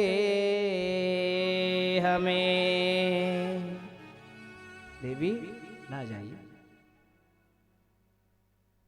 मैं तो नहीं ही जाऊंगा, आपको जाना है तो आप जा सकते हैं। सती नहीं मानी और ना मान करके क्या हुई महाराज, वह भोले बाबा से कहने लगे कि स्वामी आज्ञा दीजिए, और भोले बाबा बार बार समझाया, नहीं माने, अपना आंख बंद कर रही है, समाधि लग गई उनकी। सती कहती हैं अब तो ये जाने वाले नहीं हैं, मैं ही चली जाती हूँ, हमारी बहन आएंगी बोलेंगी कहाँ है सती माता, मेरी माँ मेरे बिना तो रो पड़ेगी, सबको नजर आएगी, लेकिन सती बेटी नहीं है, टूट पड़ेगी। और ना मानते हुए यहाँ सती वही भोले बाबा से दूर निकल पड़े। जहाँ दूर जैसे ही दूरी हुई कि इधर धर्म का पालन, स्नेह प्रेम बढ़ा भोले बाबा के प्रति, जहाँ पुनः वापस आ जाते हैं। चलो ना स्वामी, चलो ना स्वामी। इधर भोले बाबा आंख बंद के ध्यान मग्न है, कुछ नहीं बोल रहे हैं, अंदर बाहर, कभी बाहर तो कभी अंदर। जैसे ही दूर जाते भोले बाबा फट से अपना आंख खोल लेते, देखते कहाँ चली गई। जैसे ही वापस आते भोले बाबा अपना आंख बंद कर लेते। अब तो इतने सती इतने दूर चली गई, इतनी दूर चली गई कि सती का अब दर्शन ही नहीं है। भोले बाबा अपने गणों को बुलाते हैं, नंदी जाओ, तेरी माँ अकेली जा रही है, साथ में चले जाओ। दौड़े दौड़े गए हैं, ओ माँ। जहाँ सती गणों को देख करके बड़ा आनंद हुई, कम से कम मेरे परिवार के जो सदस्य हैं सब तो आ रहे हैं, आनंद से रहेंगे, चलिए यज्ञ में बड़ा खूब आनंद लेंगे। और जय जयकार करते हुए निकल पड़े महाराज। जहाँ माता सती बड़ा ही आनंद हुए यज्ञ में, वहाँ हरिद्वार कनखल की ओर बढ़े। यज्ञ में जैसे ही प्रवेश हुआ, प्रवेश होते ही क्या नजर आ रही है महाराज, देखा वहां कोई उनसे बात भी करना नहीं चाह रहे हैं। मिलना तो दूर की बात है, देखते ही कोई क्या कर रहे हैं, रास्ता दूसरा बदल ले रहे हैं। क्योंकि वहां उस यज्ञ में दक्ष का सख्त आदेश था कि कोई भी शिवगढ़ से, शिव परिवार से संबंध रखेगा तो मुझसे बुरा कोई नहीं होगा और उनको इस यज्ञ में कोई स्थान नहीं मिलेगा। जहां सती देखे कि ये नजारा, ये दृश्य, कोई बात नहीं मुझे कोई ना मिले, लेकिन मेरी माँ तो हो ही, मेरी माँ जिनसे प्रेम, वो माँ प्रसूति एक कमरे में बेचारी दुखी थी, अपनी माता की खोज में निकल पड़ी। कोई किसी से बात नहीं कर रहे शिवगढ़ से। सती को यहाँ तक उनके पिता देखना भी पसंद नहीं कर रहे हैं। बात करना तो दूर की बात है, लेकिन एक उम्मीद जगी थी किनके प्रति, माँ के प्रति, और माँ माँ ही होती है। वो माँ ही जान पाती है कि बेटा की बिटिया के प्रति क्या जागरूकता होती है, वो माँ ही समझ पाएगी। जहां प्रसूति के पास दौड़े दौड़े गई है, जहां पर सादर भल ही मिल ही एक माता, भागनी मिले बहु मुस्काता। बड़े आदर के साथ में दौड़े दौड़े गई, माँ के चरणों में गिर पड़ी प्रसूति की। वही प्रसूति माँ सती को अपने गले से लगा ली, बेटी तेरे बिना तो ये यज्ञ सूना सा लग रही थी। सब यज्ञ में नजर आ रहे थे बेटी, तू नहीं थी। एक किनारे में तेरी यादों में कि मेरी बेटी आएगी कि नहीं आएगी, आएगी कि नहीं आएगी, दर्शन होगी कि नहीं होगी। बेटी तेरे ही यादों में मैं यहाँ किनारे में बैठी हुई थी। बड़ा आनंद हुई बेटी। माता सती बड़ा आनंद हो गई। माँ दुनिया मुझे ठुकरा दिया, एक आस लेकर के आई थी माँ इस यज्ञ में कि मेरे पिता है, मेरी माँ है, मेरे बहन है, लेकिन मेरे पिता मेरे बहन मुझसे बात करना तो दूर, देखना भी पसंद नहीं कर रहे। माँ एक तू ही है और तेरे ही सहारे मैं इस यज्ञ में यही रहूंगी। मैं माँ की प्रेम सती को प्राप्ति हुई। जहां यज्ञ में प्रवेश हुआ महाराज, यज्ञ में प्रवेश होते ही देखा यज्ञ के चारों ओर सबके लिए जगह बना हुआ है। यज्ञशाला में छोटे छोटे देवता हैं, उनको भी स्थान दिया गया है, लेकिन उस यज्ञ में शंकर के लिए कोई स्थान नहीं था। छोटे छोटे देवता भी पधारे हुए, उनको भी स्थान दिया गया, और मेरे स्वामी के लिए एक भी जगह नहीं है। मैं क्या उम्मीद लेकर के आई थी और मैं ये क्या देख रही हूं यहां। चारों ओर दृष्टि पड़ी सती की। दक्ष अभिमान के रंग में था। सती बोल उठी, ऐ दक्ष, ये तू क्या अभिमान के रंग में रंगे जा रहा है। आज मैं अपने पति को विश्वास दे करके आई हूं, यही विश्वास दे करके आई हूं कि मेरे पिता है, मेरे मां है, मेरी बहन है, और आज तू दक्ष सबको जगह दिया है, लेकिन मेरे स्वामी के लिए थोड़ी सी भी जगह नहीं मिला तेरे को। थोड़ी सी तो जगह बना देता उनके लिए, कोई स्थान नहीं दिया। जहां शिव का नाम लेते ही शिव यानी कल्याण करने वाला, हर लेने वाला, शीघ्र ही पाप को नष्ट कर देता है, ऐसे शिव के लिए तू द्रोही हो गया। मैं तो विश्वास लेकर के आई थी ना, क्या जाकर के मैं क्या जवाब दूंगी। कितना प्रेम लेकर के मैं आई थी, और यही प्रेम मुझे इस यज्ञ में मिल रहा है। यही अपमान की घूट में सती रोती रही, जहां सती न तो वो कैलाश की ओर जा पाती, विचार कर रही कि मैं जाऊंगी तो मेरे स्वामी क्या करके पुकारेंगे, कहेंगे आओ दक्ष पुत्री, आओ आओ दक्ष पुत्री, आइए आइए स्वागत है। तो मैं वहां क्या जवाब दूंगी? कितना आस लेकर के आया था दक्ष, और जो शिवद्रोही है वो मेरे भी द्रोही है, चाहे मेरे पिता क्यों ना हो, क्योंकि शिव मेरे स्वामी हैं। शिव मेरे स्वामी हैं। ऐसे प्राण धन जीवन धन, जो जीवन सर्वस्व, जहां मैं उनकी क्या अर्धांगिनी हूं। आधा शरीर मेरा तो भोलेनाथ जी का है, और तू अभिमान करता है।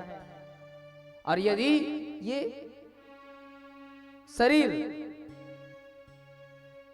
शरीर स्वीकार मैं तो अवश्य करूंगी, लेकिन इसमें दक्ष का भी रक्त है। दक्ष कन्या कहकर पुकारेंगी तो मैं ये अपमान नहीं सहन पाऊंगी। ये संबंध मैं अभी, ये नाता, ये रिश्ता अभी तोड़ देती हूं। आज से ये शरीर मैं समाप्त कर दूंगी। और वही हुए महाराज, अंततो गत्वायः अस्तात्रमिदं कलेवरम् शितिकण्ठग्रणीकम्।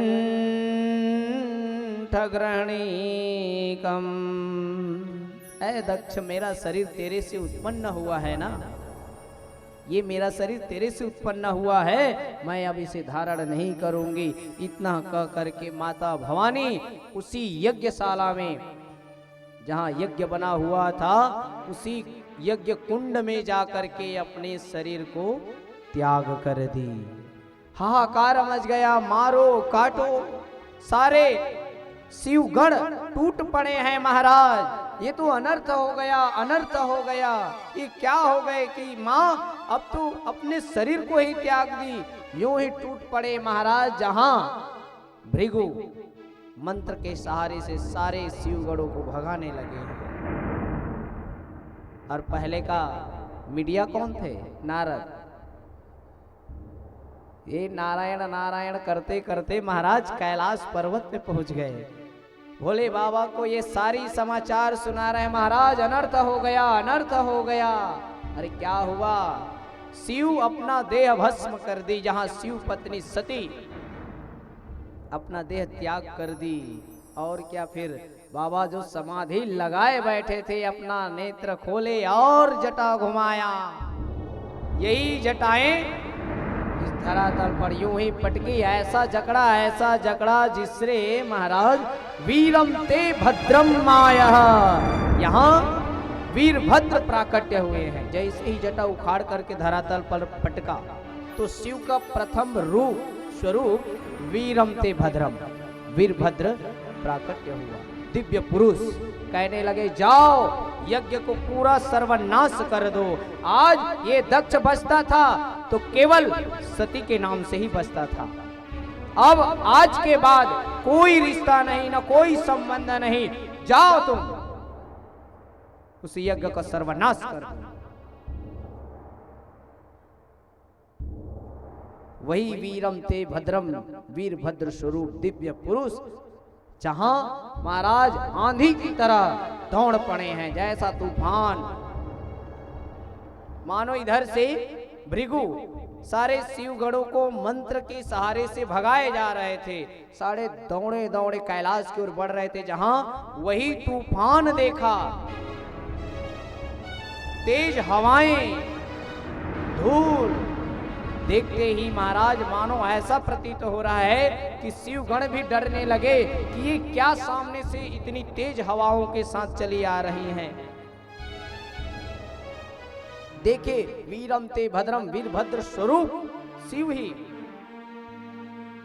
और क्या फिर जहां यही शिवगढ़ मिले, अब तो चलिए महाराज सबको एक एक बदला लेंगे। टूट पड़े हैं हरिद्वार की ओर, कनखल की ओर, जहां दक्ष प्रजापति अभिमान के रंग में रंगता रहा।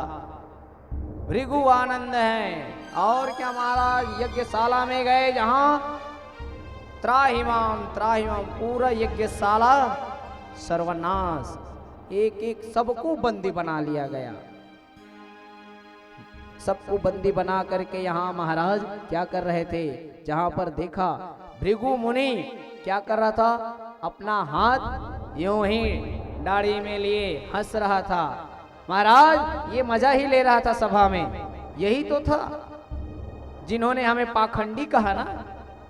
और क्या महाराज वीरभद्र स्वरूप यूं ही उनका दाढ़ी ऐसा जकड़ा निकाल करके ले तेरा दाढ़ी। पूसा देवता बत्तीसी दिखा रहा था। महाराज ये सभा में हम लोगों की लड़ाई हो रही थी तो बहुत ही हंस रहा था। धड़ाम से यूं मुक्का लगाया, पूरी बत्तीसी बाहर। भग देवता, ये भगदेव ये तो बड़ा ही आंखें चटकार करके आनंद ले रहा था जब हम दोनों की लड़ाई हो रही थी। और क्या महाराज वीरम ते भद्रम दोनों आंख ही नोच करके बाहर पकड़ा दिए उनके हाथ में। अभिमान के रंग में रंगता रहा दक्ष।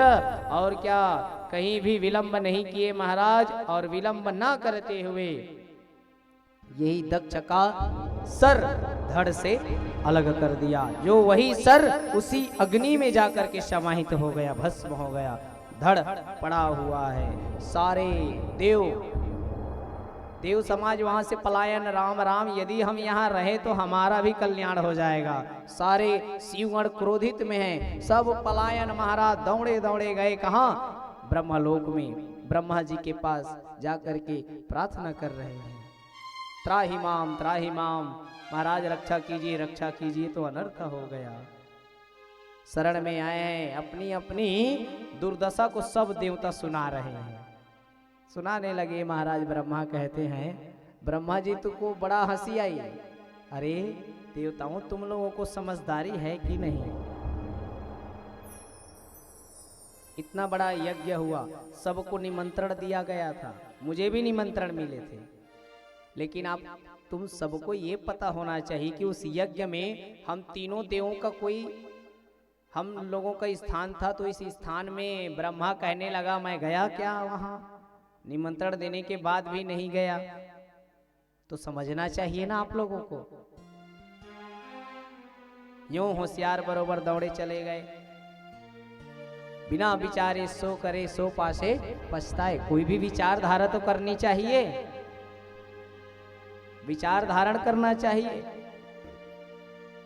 बड़ा होशियार बने थे। जाओ नारायण के पास गए, नारायण ने भी समझाया ये क्या किए आप लोगों ने, मेरा भी स्थान बना हुआ था, मुझे भी निमंत्रण दिया गया था, मैं भी वहां नहीं गया। अंत में ब्रह्मा कहते हैं चलो कैलाश पर्वत की ओर, जहां मैं सबसे आगे में रहूंगा, मैं ही शांत करूंगा, आप लोग पीछे में रहना, जैसे ही इशारा करो चले आना। फिर जहां महाराज यहाँ ब्रह्मा सारे देव समाज को लेकर के कहाँ गए, कैलाश पर्वत। क्रोध आवेश में थे भोले बाबा, इतनी क्रोध भयंकर। ब्रह्मा जी देखे कि अब तो समीप में जाना बड़ा कठिन है, और सारे देव समाज को लेकर के ब्रह्मा जी कहाँ, कैलाश पर्वत पर पधारे। भोलेनाथ एक विशाल बरगद के नीचे विराजमान, जहाँ देवताओं ने दूर से ही देखा तो क्रोध आवेश को देख करके नजदीक जाना भी मुश्किल हो गया उन लोगों का, समीप ही नहीं गए।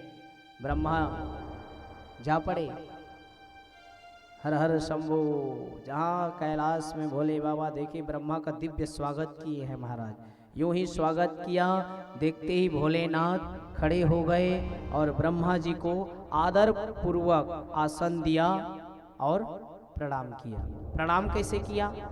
उत्थ्यात चक्रे शीर्षम भगवतम कस्य विष्णुतः, जैसे भगवान वामन क्या हुए महाराज, कश्यप के पिता होने के नाते प्रणाम करते हैं। वैसे ही महाराज भगवान वामन साक्षात कौन है? नारायण है। तो भगवान विष्णु का व्यवहार जगत में कश्यप जी उनके पिता बने थे उस समय, इसीलिए प्रणाम किया। तो इसलिए वामन को प्रणाम करना पड़ा। तो भोलेनाथ, भगवान भोलेनाथ समस्त देवताओं में परम पूजनीय हैं, परंतु व्यवहार में ब्रह्मा की भ्रिकुटी से ही प्राकट्य हुए हैं। भोलेनाथ ब्रह्मा की भ्रिकुटी से ही प्राकट्य हुआ है, अवतार हुआ है। तो उनके नाते पिता मान करके ये भोले बाबा क्या किए? प्रणाम किए, देवताओं को इशारा किया, आओ आओ।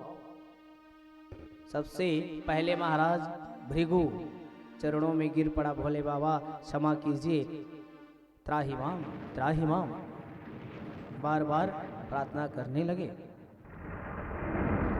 आदत सी पड़ गई है बाबा, ये हाथ बार बार यही दाढ़ी पर ही जाती है, पूरी दाढ़ी ही गायब है, आशीर्वाद दीजिए। भोले बाबा कहने लगे, चलो कहते हो तो ठीक है, लेकिन पूरी नहीं मिलेगी, थोड़ी बहुत मिल जाएगी, जाओ। तथास्तु। पूषा देवता गया, महाराज क्या करें, पूरी पत्ती से ही बाहर है, क्या खाएंगे? भोले बाबा आशीर्वाद प्रदान किए, तुम जाओ सत्तू पीना। सत्तू यानी सूप, अरे जूस, इसको पान करना, चबाने की आवश्यकता ही नहीं है। भग देवता जिनका आंख ही नहीं था वो भी गिर पड़ा, महाराज कुछ दिखाई सा नहीं देता, कैसे दर्शन करूंगा आपका? तो एक से ही एक आंख से तुम काम चला लेना, जाओ। तथास्तु। यूं आशीर्वाद दे दिए महाराज, एक दृष्टि से देखना, ऐसा आशीर्वाद दिया और शिव जी को सुंदर आशीर्वाद मिला। वहां सारे देवता कहने लगे, चलिए बाबा हमारे साथ में यज्ञ में। भोले बाबा कहते हैं, अरे जाओ, तुम लोगों के लिए तो ये स्पेशल स्थान बना हुआ है, मेरा तो वहाँ कोई जगह ही नहीं है, तो वहाँ जाकर मैं क्या करूँगा? तुम लोग जाओ, यज्ञ को पूर्ण कराओ। सारे देवता ने सब मिल करके कहा कि आज के बाद इस यज्ञ में कोई भी अवशेष बच जाएगी, यज्ञ की जो अवशेष बच जाएगी वो आपका होगा भोले बाबा, इसको स्वीकार करना। अब चलिए शांत हो जाइए। तब भोले बाबा शांत हुआ। कब से वही अवशेष, यज्ञ की जो अवशेष बची होती हैं उनसे भोले बाबा स्वीकार करते हैं। यज्ञ पूजा करते हैं ना, यज्ञ नारायण जो कुंड होता है, सांकला बनाते हैं, सारे देवता को खिलाते हैं भोजन, स्वाहा स्वाहा, भगवान नारायण, यज्ञ नारायण आहा आहा की तृप्ति लेते हैं, अरे ग्रहण करते हैं उसको, उनसे पेट भरता है उनका। ब्राह्मणो अस्य मुखमासीद बाहु, भगवान विष्णु कहते हैं कि मैं दो ही चीजों से तृप्त होता हूँ, और दो चीज में सर्वश्रेष्ठ सबसे ज्यादा किसमें? ब्राह्मण से संतुष्ट होता हूँ। एक तो स्वाहा और एक आहा। स्वाहा में यज्ञ नारायण तृप्त हो जाते हैं, आहा कोई भी संत महात्मा ब्राह्मण किन्हीं के यहाँ से मान लो आप भोजन कराए, तृप्त हो गया, आहा की संतुष्टि हो गई, मानो वह तो नारायण आशीर्वाद प्रदान करते हैं ना। तो ये जो अवशेष, जो सांकला होती है, स्वाहा करते हैं, जो अवशेष बच जाता है वही अवशेष भाग कभी कभी होता है, कभी कभी क्या होता है, हाँ हवन किए, स्वाहा स्वाहा बच गया, लो ना महाराज डाल दो अंतिम में, आखिरी में एक एक हपड़ दो। ऐसा नहीं है, जो अवशेष बच जाता है कभी भी उसे अंत में मत डालना, जो बच जाता है उसे जलाशय में जाकर के छोड़ देना चाहिए, वही भाग तो शिव जी का है। भोले बाबा आनंद हो गए, चलो भाई छड़े तुष्टः छड़े रुष्टः, उसी से संतुष्ट हो गए, जो भी मिल गया इसमें भी संतुष्ट है। महाराज यही से संतुष्ट हुआ, यज्ञ में गए और यज्ञशाला में जाकर के क्या देखा महाराज, अब तो यज्ञ कराने वाला का धड़ पड़ा हुआ है, सर गायब है, मेन पुजारी ही पड़ा हुआ है, तब कौन यज्ञ को पूर्ण कराएगा? कुछ कीजिए भोले बाबा। और क्या किए भोले बाबा? वही बकरे का सर लाया, उस धड़ में स्थापित किया, जिसे जैसा ही धड़ में स्थापित हुआ तो वो बै बै बै बै पुकारने लगा। तो भोले बाबा के कानों में क्या आवाज आई? वही बम बम बम बम बम बम होता है ना। सावन महीने में हमारे भक्त भोले बाबा को क्या पुकारते हैं? बोल बम बोल बम बोल बम। तो यही पुकारते हैं तो भोले बाबा को अपना ससुर याद आ जाते हैं, तो वो हंस पड़ते हैं और हंसते ही सुंदर आशीर्वाद प्रदान कर देते हैं। प्रेम से बोलिए। तभी तो हमारे भक्तजन सुंदर जयकारा लगाते हैं। बोल बम का नारा है और बाबा एक सहारा। अरे जोर से बोलो ना, कहाँ है शंकर भगवान जी? बोल बम का नारा है, बाबा एक सहारा है। जहां सुंदर उनकी जय घोष हुई और यज्ञ को पूर्ण कराया, तो इसलिए जहां भी शिवालय मंदिर में जाएं तो विशेष बोल बम जयकारा जरूर करें, क्योंकि ये जयकारा से जल्दी ही प्रसन्न होते हैं भोले बाबा। अपने ससुर को फट से याद करते हैं, मुस्कुरा पड़ते हैं और आशीर्वाद प्रदान करते हैं। तो इस प्रकार से यज्ञ को पूर्ण कराए भोले बाबा। आज सारा देव समाज देव तुल्य भोले बाबा की जय जयकार कर रहे हैं। धन्य है वो निराले भोले बाबा। जहां सुंदर जय जयकारा और प्रार्थना कर रहे हैं भोले बाबा, यदि आपकी कृपा ना होती, ना आपकी आशीर्वाद ना होती, तो हमारा यज्ञ तो अधूरा ही हो जाता। जो ऐसे निराले हैं मेरे भोले बाबा, जगत से निराले और जल्दी ही आशीर्वाद देने वाला, क्या स्वरूप है उनका। और भोले बाबा को सारे देव समाज पुकार रहे हैं। आइए उसी देवताओं की तरह हम भी भोले बाबा को याद करें, पुकारें ऐसे निराले भोले बाबा को। बोलिए उमा महेश्वर भगवान की। भोलेनाथ से निराला कोई और नहीं, गौरीनाथ से निराला कोई और नहीं, हो कोई और नहीं, कोई और नहीं, भोलेनाथ से निराला कोई और नहीं। आइए सभी मस्ती के साथ ताली की सेवा देते हुए बोल शंकर भगवान की जय हो, जय हो।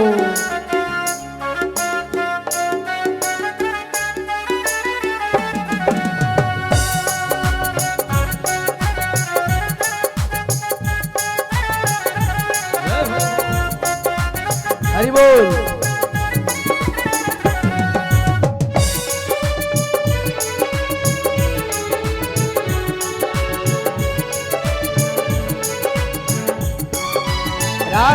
भोलेनाथ से निराला गौरीनाथ से निराला कोई और नहीं, भोलेनाथ से निराला गौरीनाथ से निराला कोई और नहीं, भोलेनाथ से निराला गौरीनाथ से निराला कोई और नहीं, भोलेनाथ से निराला गौरीनाथ से निराला कोई और नहीं, हो कोई और नहीं, कोई और नहीं, कोई और नहीं, कोई और नहीं, भोलेनाथ से निराला गौरीनाथ से निराला कोई और नहीं, भोलेनाथ से निराला गौरीनाथ से निराला कोई और नहीं।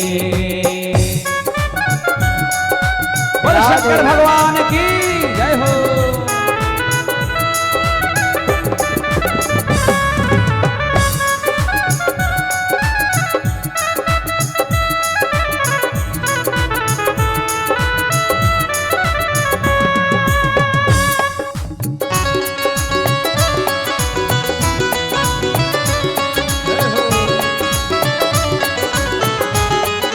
राधे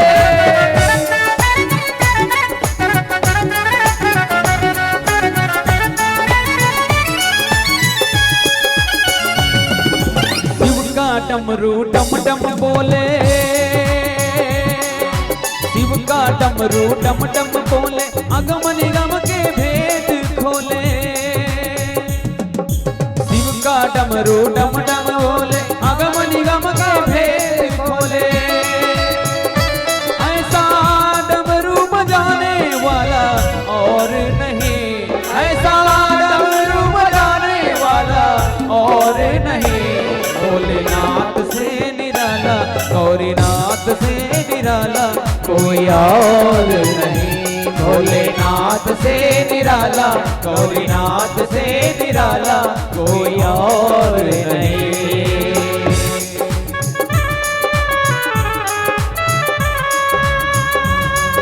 जय हो।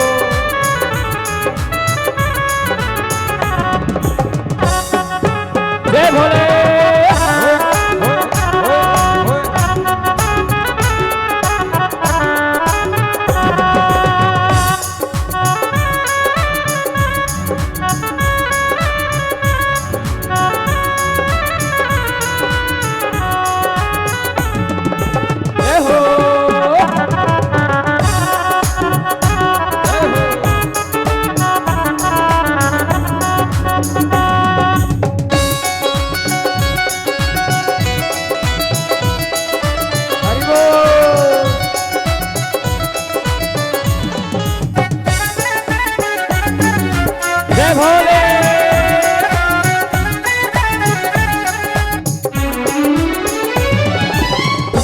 जग का कष्ट मिटाया, तुमने जग का कष्ट मिटाया, मुझको स्वामी क्यों बिसराया। तुमने जग का कष्ट मिटाया, मुझको स्वामी क्यों बिसराया। अब मुझको बचाने वाला और नहीं, अब मुझको बचाने वाला और नहीं। भोलेनाथ से निराला, गौरीनाथ से निराला कोई और नहीं। भोलेनाथ से निराला, गौरीनाथ से निराला कोई और नहीं। कोई और नहीं, कोई और नहीं, कोई और नहीं, कोई और नहीं। एक बार दोनों हाथ उठा के बड़े प्रेम से जय करा, बोल शंकर भगवान की जय हो। और बड़े प्रेम से कहते हैं क्या, ना जीने की खुशी न मरने का गम, ना जीने की खुशी न मरने का गम, और जब तक है दम महादेव के भक्त रहेंगे हम, महादेव के भक्त रहेंगे हम। दोनों हाथ उठा के भोलेनाथ से निराला, गौरीनाथ से निराला कोई और नहीं। भोलेनाथ से निराला, गौरीनाथ से निराला कोई और नहीं। कोई और नहीं, कोई और नहीं, कोई और नहीं, कोई और नहीं। भोलेनाथ से निराला, गौरीनाथ से निराला कोई और नहीं। भोलेनाथ से निराला, गौरीनाथ से निराला कोई और नहीं।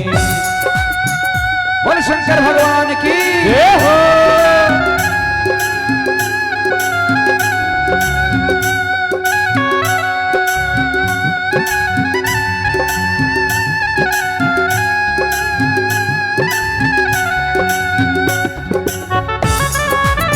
जय जय।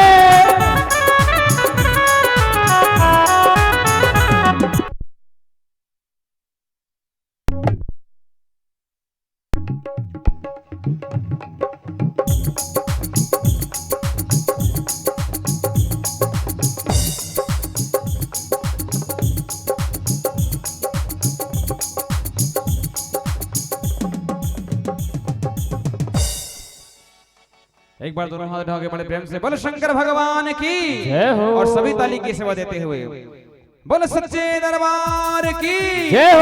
काया जब जब करवट बदले, काया जब जब करवट बदले, पाप चमकते अगले पिछले।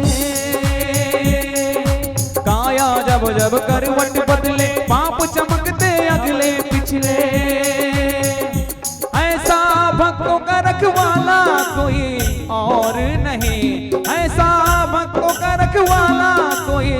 और नहीं, भोलानाथ से निराला, गौरीनाथ से निराला कोई और नहीं, भोलानाथ से निराला, गौरीनाथ से निराला कोई और नहीं, कोई और नहीं, कोई और नहीं, कोई और नहीं, कोई और नहीं।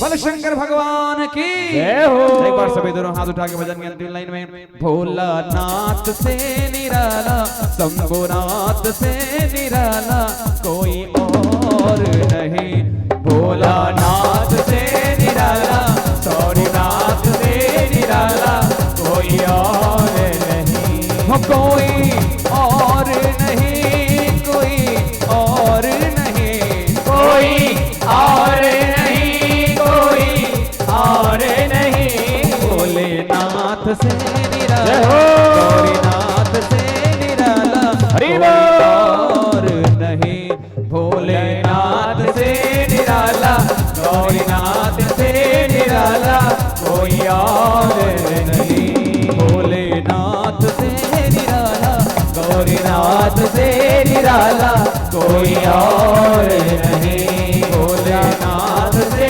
निराला, गौरीनाथ से निराला कोई और नहीं, भोलेनाथ से निराला, गौरीनाथ से निराला कोई और नहीं, कोई और नहीं, कोई और नहीं। बोले शंकर भगवान की जय हो। जय जय श्री राधे, जय जय श्री राधे, जय जय श्री राधे श्याम, जय श्री राधे, जय श्री कृष्ण। संगीतमय श्रीमद् भागवत कथा ज्ञान के सप्ताह कथा का आज तृतीय दिवस और आज भी इस पावन प्रांगण में महानुभावों का आगमन हुआ है। सभी का हमारे समस्त कुसुमसर ग्रामवासियों की ओर से हार्दिक हार्दिक अभिनंदन है, स्वागत है। आइए जिनके मैं नाम लूंगा वे आकर के इस पावन व्यासपीठ से आशीर्वाद प्राप्त करेंगे। तो आइए सर्वप्रथम मैं बोलना चाहूंगा इस दरबार में परम आदरणीय परम सम्माननीय लालदास जी जो कि राठापाली से पधारे हुए हैं, वे आए और इस पावन व्यास मंच से, इस व्यासपीठ से आशीर्वाद ग्रहण करेंगे। राठापाली से लालदास जी, और सभी ताली की सेवा जरूर लगाएंगे। साथ ही कन्हैया लाल चंद्रा जी, आदरणीय कन्हैया लाल चंद्रा जी, वे भी आएंगे और इस पावन व्यासपीठ से आशीर्वाद ग्रहण करेंगे। साथ ही शंकर